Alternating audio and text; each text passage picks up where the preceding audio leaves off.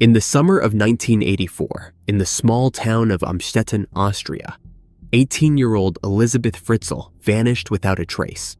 Her mother, Rosemarie, frantically filed a missing persons report, fearing the worst. Then, a letter arrived. Elisabeth had run away, tired of life at home, or so it claimed. Her father, Josef Fritzl, told the police she might have joined a religious cult, something she had mentioned before. But beneath their family home, just 20 feet from where the police stood, Elisabeth was locked away in a secret, soundproof cellar. There, Elisabeth would remain imprisoned for the next 24 years. This was just the beginning of the nightmare. Amstetten, a small town in Lower Austria, was like any other peaceful European town in the early 1980s. It had a sense of quiet routine, with residents living ordinary lives. Among them was Josef Fritzl, a well-respected electrical engineer, known for his strict demeanor and dedication to his work. Josef lived with his wife, Rosemarie, and their children in a large, modest home on Ebestrasse. For years, he worked meticulously on an underground cellar beneath the family home, a project he described as a nuclear fallout shelter. Common during the Cold War era, he had received official approval from the local authorities, and even a small government grant to complete it. To those around him, this bunker was merely a precaution, a responsible addition to the family's security. But the Fritzl household held secrets, troubling ones that remained hidden behind Josef's carefully constructed image. Elisabeth, one of his daughters, had run away from home several times in her teenage years, only to be brought back each time, either by the police or by Josef himself. Though these incidents were shrugged off as youthful rebellion, there was a deeper and much more sinister tension in the Fritzl home that no one outside the family ever truly saw. In August of 1984, Josef called on Elisabeth to help him install the final piece of the cellar he had been constructing for so long. She followed him downstairs, likely unaware that this was no ordinary request. Once inside, the door closed behind her. But this time, it would not open again. Josef had been planning for this moment. The cellar, though passed off as a fallout shelter, had been designed for a much darker purpose. It featured a corridor, storage space, 3 small cells, a cooking area, bathroom facilities, and 2 sleeping areas. Access was through a series of 8 locked doors, including a reinforced metal door concealed behind a shelf in Josef's workshop, protected by an electronic code. Elisabeth would be trapped in this hidden room beneath their family home and would not return to the surface for 24 years. For more than 2 decades, from 1984 to 2008, Josef controlled her every movement, keeping her locked away and isolated from the outside world. Elisabeth was repeatedly assaulted and abused by Josef during her time in captivity, leading to the birth of 7 children. No one suspected a thing. To neighbors, friends, and even his wife, Josef claimed that Elisabeth had run away, joining a religious cult. He forged letters from her, sent from distant cities, maintaining the illusion that she had simply chosen a different life. All the while, Elisabeth was confined below, enduring years of unimaginable torment, completely invisible to the world above. It was not until April 2008 that Elisabeth's nightmarish ordeal unraveled. A medical emergency involving one of her children, a daughter who had been born and raised in captivity, forced Josef to seek help from the outside world. The condition of the gravely ill child raised immediate concerns among hospital staff. Elisabeth, still hidden away, knew this might be her only chance at freedom. The authorities grew suspicious as Josef's story began to fall apart. An intense investigation followed, and soon, the truth that had been buried beneath the Fritzl family's home for over 2 decades was finally exposed. What began as a routine hospital visit would lead to one of the most shocking and disturbing criminal cases in modern history. Elisabeth and her children were immediately taken into protective care, receiving medical and psychological treatment to begin healing from the years of trauma. Her father, Josef, was arrested, and the details of his crimes horrified investigators and the public alike. Elisabeth's story became a symbol of survival as she and her children slowly adapted to life outside the dungeon where they had been held.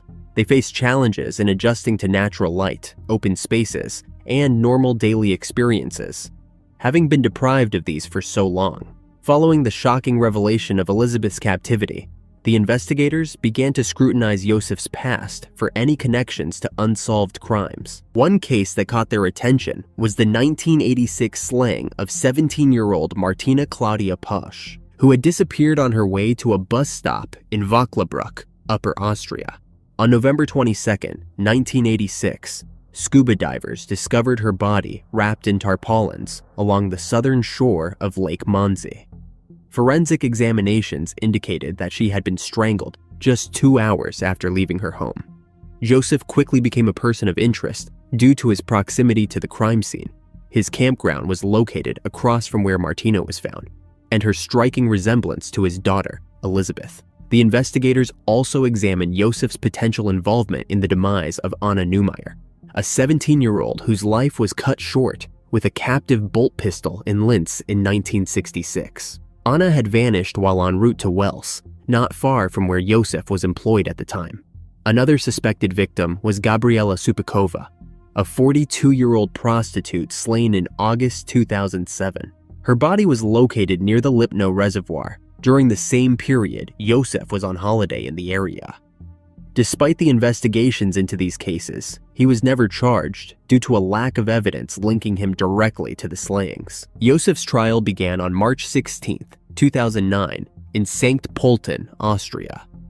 He pleaded guilty to most charges except for any slayings and grievous assault. But after seeing his daughter Elisabeth in court, he changed his plea to guilty on all counts. 3 days later, on March 19th, Josef was sentenced to life imprisonment without parole for 15 years, which he accepted. Elisabeth and her children, who had been held captive for 24 years, were placed in protective care and began therapy to adjust to life outside captivity. The aftermath of the case included significant trauma for the children, with ongoing therapy needed due to their deprivation and abuse. Elisabeth became estranged from her mother, Rosemary, but later forgave her. In 2010, the family was reportedly recovering well, living in a secret location. In 2017, Josef changed his surname to Meyerhoff after a prison altercation. By 2019, his health had deteriorated, and he seemed to show no remorse for his crimes. In 2022, a court ruled to move him from psychiatric detention to a regular prison, where he would remain eligible for parole in 2023. But the prosecutors challenged this decision. By January 2024, Josef applied for release into a nursing home, but his application was rejected. In May 2024, a court ruled again for his transfer to a regular prison despite his dementia diagnosis. In the quiet hours of the early morning on January 15, 2017, 20-year-old college student Toni Anderson vanished without a trace. After a routine traffic stop for an illegal lane change, she sent a chilling text to a friend. Moments later, Toni disappeared, leaving her family and friends in a whirlwind of anxiety and despair. Weeks later, the Missouri River would unearth a devastating truth that no one could have anticipated. Toni Anderson was a bright and ambitious 20-year-old college student studying marketing at the University of Missouri-Kansas City. Known for her vivacious spirit and kind nature, she was also a part-time waitress at a strip club called the Chrome, where she was described as someone who got along with everyone. On January 15, 2017, after finishing her shift at the Chrome Club, Toni left work around 4 a.m. with plans to meet up with a friend. Shortly after, she was pulled over by a North Kansas City police officer for an illegal lane change. The officer issued her a warning, and Toni was reported to have seemed confused during the encounter. The officer asked her, "Have you been drinking? Are you taking any medications or anything?" She then responded, "No, I am just really sick. I do not feel good." After the stop, she stopped for gas, and at 4:42 a.m., she sent a text to a friend saying, "OMG, just got pulled over again," likely referring to the earlier traffic stop. This text would be the last communication anyone received from Toni. Shortly thereafter, she vanished without a trace. Toni's disappearance prompted her family to hire private investigators, fearing she might have fallen victim to human trafficking. For weeks, the search continued, and her loved ones remained desperate for answers. A breakthrough came just as the case became cold. On March 10, 2017, nearly 2 months after she went missing, her vehicle, a black 2012 Ford Focus, was discovered submerged in the Missouri River, approximately 10 miles from her last known whereabouts. Inside the car, the authorities found Toni's body. The initial investigation into Toni's disappearance focused on the circumstances surrounding her last known moments. After recovering her car, the authorities determined that she had drowned and suffered from hypothermia. An autopsy revealed that her tragic end was accidental, but noted the presence of illegal substances in her system, indicating that intoxication played a role in her tragic fate. The police ruled out foul play, stating there were no signs of struggle or injury on her body. They speculated that Toni may have misjudged her surroundings while trying to turn around and accidentally drove off an icy boat ramp, which can appear like a regular road at night. Toni's mother, Liz Anderson, expressed relief that her daughter's demise was not the result of foul play, but the family was left grappling with the reality of how a single night could lead to such a devastating outcome. In the wake of the investigation, Toni's family held a funeral, and her mother sought to honor her memory by advocating for awareness surrounding the case and issues related to impaired driving. Friends and family created a Facebook page titled Justice for Toni Anderson to discuss discrepancies in the case and keep her memory alive. Although the investigation officially concluded, the lingering questions surrounding Toni's final moments and the factors that led to her tragic accident continue to haunt those who loved her. In a quiet Texas town, Ann Gonzales had a chance encounter with her first love, Aaron, reigniting feelings from their youth. After years apart, they were both finally free to explore their relationship.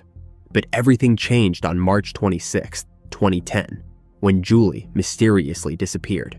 As they searched for answers, the details of her last moments began to unravel, revealing troubling discrepancies in the messages she sent and the people she loved.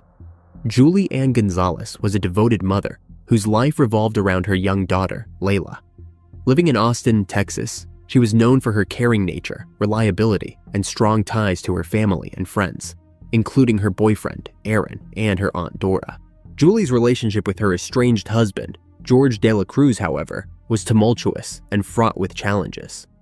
After the birth of their daughter, the couple struggled to maintain a healthy relationship, ultimately leading to their separation. Their marriage had been characterized by frequent arguments, emotional strain, and bouts of George's erratic behavior. Despite their estrangement, Julie attempted to co-parent amicably, but George's mental health issues complicated their interactions.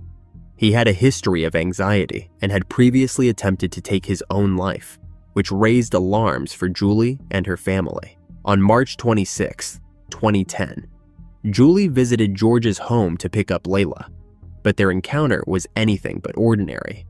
Witnesses later reported that Julie appeared distressed and acted erratically, prompting George to express concern about her state. It was later speculated that she may have been under the influence of substances during this visit, raising further questions about her mental and emotional well-being at the time. Later that day, Julie's behavior became even more alarming. Her MySpace page featured unsettling posts expressing a desire to escape her life, stating, "Going away, hate all this BS, want to run away." These messages were out of character for Julie, who had always been a nurturing and responsible mother. Her family and friends grew increasingly concerned as attempts to reach her by phone went unanswered. As the day progressed, Julie sent cryptic text messages from her phone, insisting that she was fine and just needed space. Aaron, her boyfriend, was skeptical of these messages and challenged the sender to provide personal details to verify Julie's identity. When the responses were vague and evasive, Aaron's concerns deepened. Family members, including Aunt Dora, gathered at her home to discuss the worrying situation. They made the difficult decision to report her missing to the authorities. Initially, the Austin Police Department dismissed their concerns, believing Julie had voluntarily chosen to leave her life behind. The following day, Aunt Dora discovered that Julie had not shown up for work, prompting her to drive past a Walgreens. There, she spotted Julie's 2006 gold Impala parked outside. Alarmed, she rushed into the store looking for her niece, but found no sign of her. Calling the police again, she reported the vehicle's location and met with Erin and Sandra, Julie's mother, in the parking lot. When the police arrived, they found a handwritten love letter from Julie addressed to Erin, contradicting the texts sent from her phone. Sandra, concerned about George's mental state after his recent attempt to end his own life, expressed disbelief that Julie would willingly leave her child in his care. George's version of events, that Julie had asked him to care for Layla and planned to be away for the weekend, raised red flags for investigators. His claim that she was acting strangely during their last visit only added to suspicions surrounding his involvement. Shortly after Julie vanished, George was spotted on surveillance footage using her debit card at a local Walmart. This discovery was concerning, and law enforcement seized his Xbox gaming console to search for digital evidence. The investigation took years as authorities combed through the device for any clue linking George to her disappearance. By 2013, 3 years after Julie has vanished, the investigators believed they had enough evidence to make an arrest. George, an obsessive gamer who played up to 18 hours a day, had a conspicuous 20-hour gap in his gaming sessions on the day Julie disappeared, a gap that had never occurred before. Wireless expert Jim Cook confirmed this anomaly, which became a critical piece of evidence. Further investigation revealed that George took his gaming system to a friend's house that day. Julie's cell phone was also pinging from the same location, leading investigators to conclude that George had been in possession of both the phone and the gaming console during the critical hours following her disappearance. He also appeared to have sent the strange text from her phone and posted the cryptic message on her MySpace account. In 2015, despite not recovering Julie's body, prosecutors believed they had uncovered George's motive. According to Travis County Assistant District Attorney Monica Flores, a digital image of Julie and Erin at the Austin Zoo, found on George's phone, suggested that he could not accept Julie moving on with another man. His jealousy and possessiveness, it was argued, drove him to end her life. The case had gained national attention, and Julie's family even appeared on the Dr. Phil show to plead for information about her whereabouts. Dr. Phil McGraw himself urged George to take a polygraph test, though he declined. This public exposure added pressure to the investigation and helped keep Julie's case in the spotlight. In the end, in April 2015, George De La Cruz was convicted of Ann Gonzales' slaying and sentenced to life in prison. Despite his claims of innocence, the evidence convinced the jury of his guilt. For Julie's family, especially her mother, Sandra, the verdict brought some closure, but the pain remains ever present. She said, "I am living with a broken heart. Part of me is missing, and people have lost their lives due to broken hearts." The disappearance of 16-year-old Skylar Neese in the summer of 2012 initially seemed like a tragic case of a runaway teenager. But as days turned into weeks, the small community of Star City, West Virginia, began to fear something far more sinister had taken place. Skylar's bright future, close friendships, and seemingly normal teenage life painted a picture of innocence. But beneath the surface, there were dark secrets.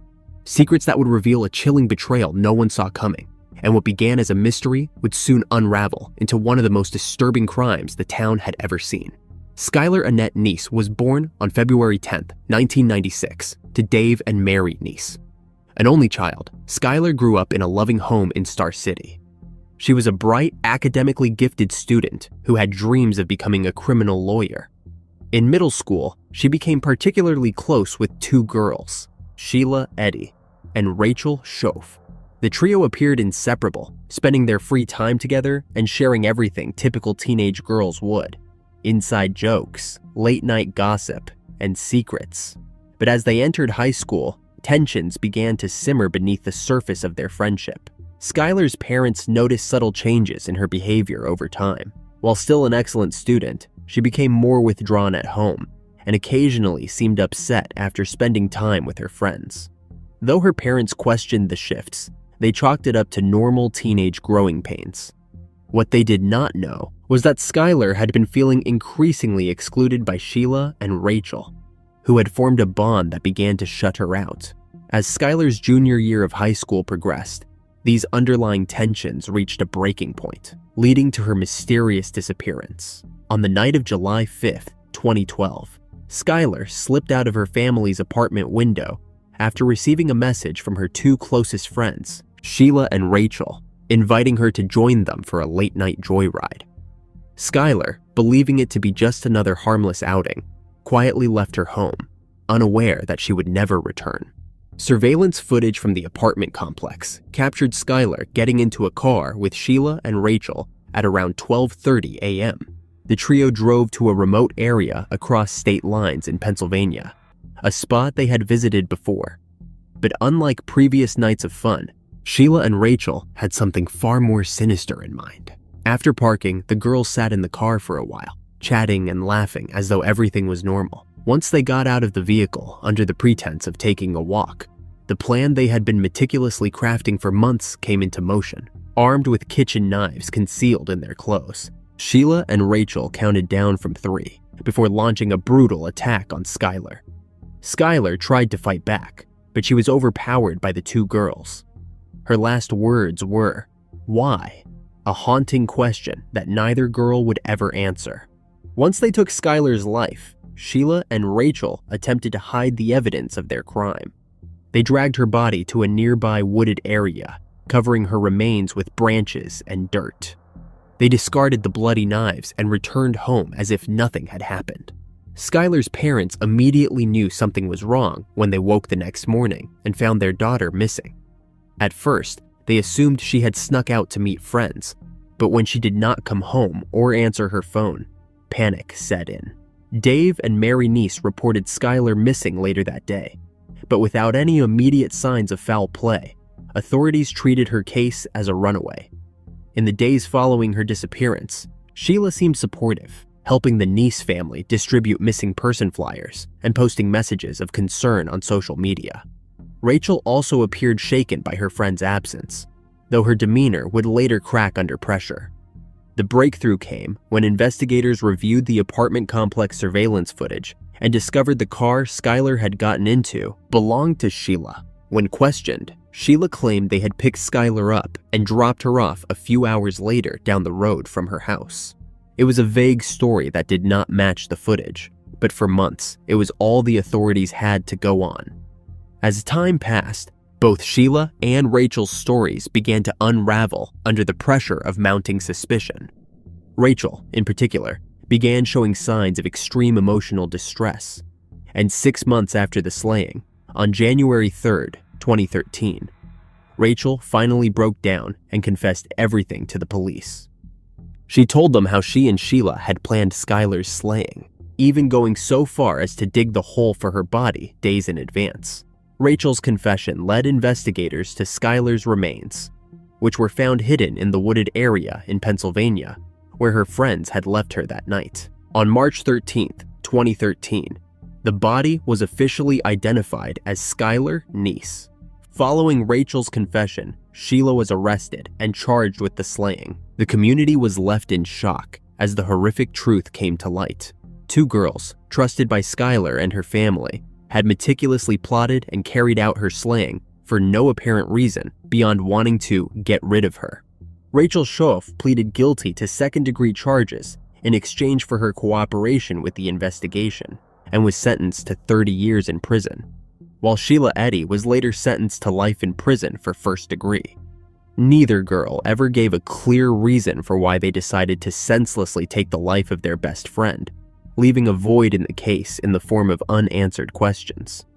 Questions that continue to haunt the lives of those who loved Skylar Neese.